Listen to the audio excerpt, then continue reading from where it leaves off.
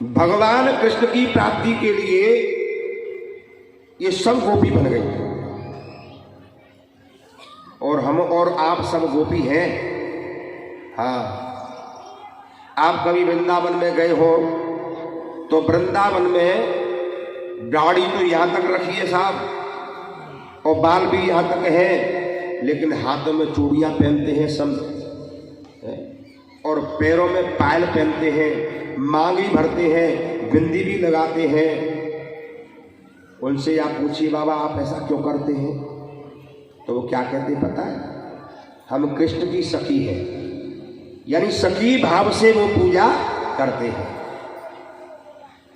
सुखदेव जी ने कहा कि आज शरद पूर्णमासी की रात्रि है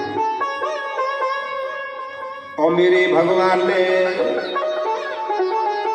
आज की रात्रि में वेणु का निनाद किया है। बड़े प्रेम से भगवान ने वेणु का निनाद किया।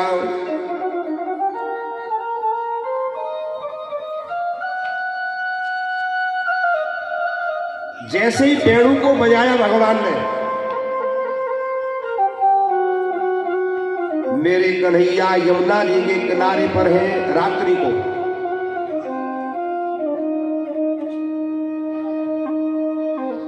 यमुना जी के किनारे पर है और पूर्णमासी की रात्रि है। वहां की जो बालुका है, रेती है, बड़ी शीतल है। एक बार एक संत कह रहे थे कि लाला इस यमुना की जो रज है ना, ये दो तरह की क्यों है? पता नहीं बाबा क्यों है, आप बताओ। तो संत कहने लगे बेटा ये यमुना की जो रज है ना, आज भी इस यमुना की रज में संत अपने मस्तक पे लगाते हैं, शरीर पे लगाते हैं। क्यों लगाते हैं? कि आज भी इस यमुना की रज में कृष्ण और राधा विराजमान है। दो तरह की रज मिलेगी। और वृंदावन बिहारी लाल की। देखो जिसको अगर कथा भागवत में नींद आ जाए ना, तो समझ लो बाघ के ऊपर कलयुग बैठ गया। कलयुग बैठ गया। तो कथा में कभी कलयुग को मत बुलाओ, बाहर फेंक दो उसके लिए। तो यमुना में दो प्रकार की रज मिलेगी, श्याम वर्ण की और गौर वर्ण की। दो तरह की रज है। तो आज भी वह यमुना की रज में कृष्ण और राधा विराजमान है। अब मेरे कन्हैया ने वेणु को बजाया और जैसे ही वेणु को बजाया, वेणु का निनाद किया कन्हैया ने, तो गोपी जो है खड़ी हो गई महाराज। रात्रि के समय में वेणु की आवाज को सुनकर के गोपियां खड़ी हो गई। अपने घर से प्रत्येक गोपी ये विचार कर रही है कि कन्हैया शायद मेरा नाम लेकर के मुझे बुला रहा है। आहा, कितनी सुंदर मधुर आवाज थी वेणु की।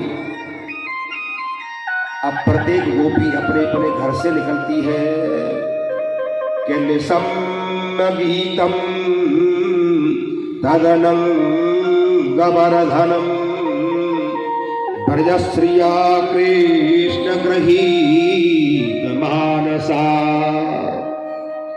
आजगमरण्यो नवलक्षितो जवः सयत्र कांतो जवलोल कुंडलः। जो वेणु की आवाज इस गोपी के कान में जाती है, उसको ऐसा लगता है कि कृष्ण मेरा नाम लेकर के मुझे बुला रहे हैं। तो सारी ब्रज की जो गोपियां हैं वो महाराज अपने घर को छोड़ करके चली आई कि मुरली की धुन सुने बनता अचेत भई, धाई सब काम काज घर को बिसार गे। अपने घर के काम काज को छोड़कर के चलती गोपियां। एक भोजन करत एक कंचुकी कसत, एक सुत छोड़त चली पलना में डार के। कोई भोजन कर रही है, कोई कपड़े पहन रही है, कोई बच्चे को दुग्ध पान पिला रही है, बच्चे को पलना में सुला करके। और नदी महाराज खिन्नी फूल खावत एक, अन्न जल लावत एक, एक सप रोटी चली हाथ में ही डार के। और एकन खोले देन, एकन बोले देन, एकन चकित भई, एकन निहार के। जब सभी गोपियां एकत्रित हो गई, खड़ी तो है सब, एक दूसरे की ओर देखती हैं, लेकिन कोई किसी से बोलती नहीं, बोल नहीं रही है। एक गोपी अपने पति देव के लिए भोजन बना रही, खिला रही थी। महाराज उसको भोजन अधूरा छोड़ करके और वो जैसे चलने लगी, पति ने कहा जा रही हो रात्रि में? बोली कृष्ण मुझे बुला रहा है, मैं यमुना पे जा रही हूं। पति ने रोकने का प्रयास किया,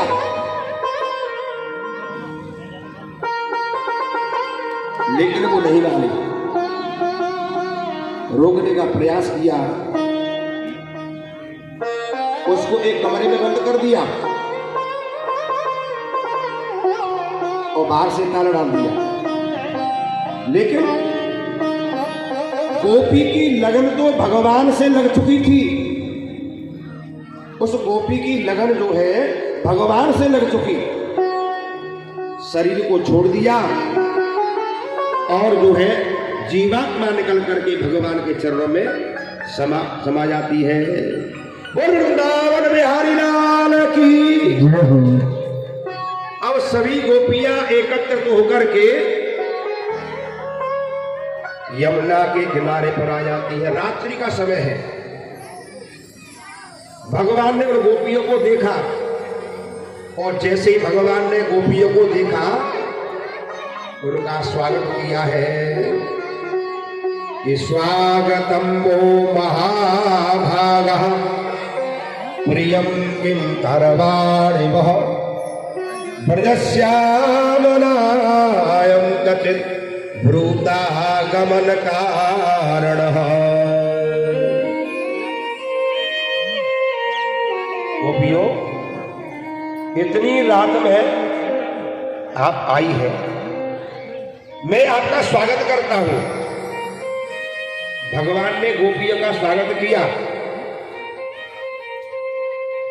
और फिर स्वागत करने के बाद में भगवान ने कहा, आपका आने का कारण क्या है इस रात्रि में? ठीक है, आप आई है, मैं स्वागत करता हूं आपका, लेकिन आप यहां अकेली इस जंगल में घोर रात्रि में अकेली क्यों आई आप? गोपियों ने मन में विचार किया कि कन्हैया ने मुरली बजा करके, वेणु बजा करके और हमारा नाम लेकर के पुकारा, बुलाया, और हमसे जब आ गई तो ये पूछ रहे हैं कि आप रात्रि में क्यों आई है?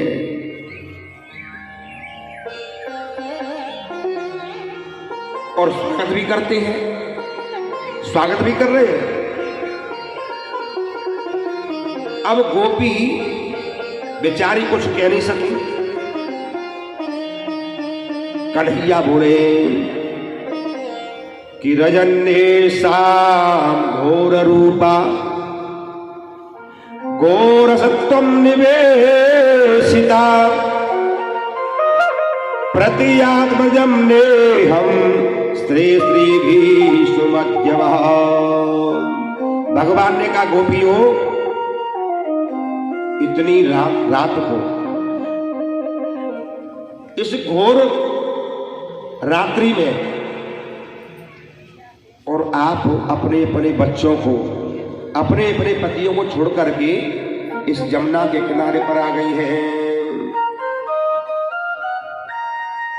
बेचारी गोपियों ने कोई उत्तर नहीं दिया, शांत बैठी हैं। कन्हैया ने कहा, गोपियों मैं आपसे पूछ रहा हूं, तो जवाब तो दो। दृष्टम वनम कुस्मितम राकेशरजनी सह।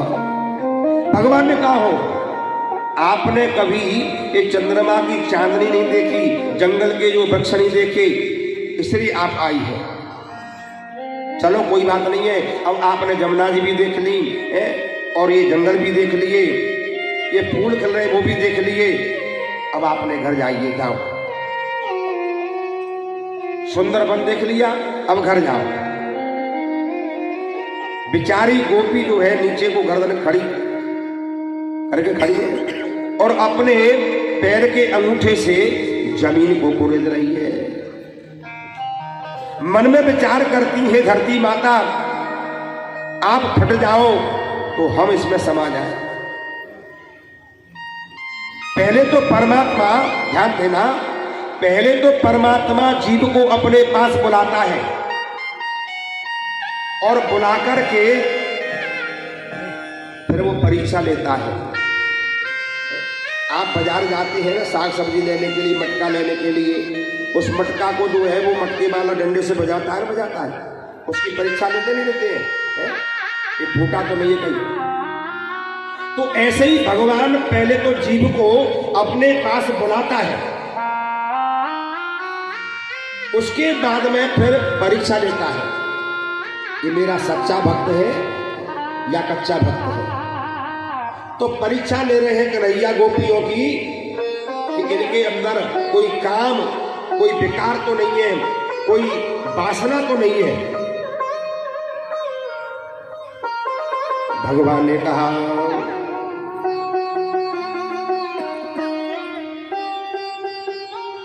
कि देखो पतिव्रता नारी जो होती है ना, उनको कभी भी अपने पति की बिना आज्ञा से और नहीं आना चाहिए। आपने जंगल में दर्शन कर लिए और आप जाइए,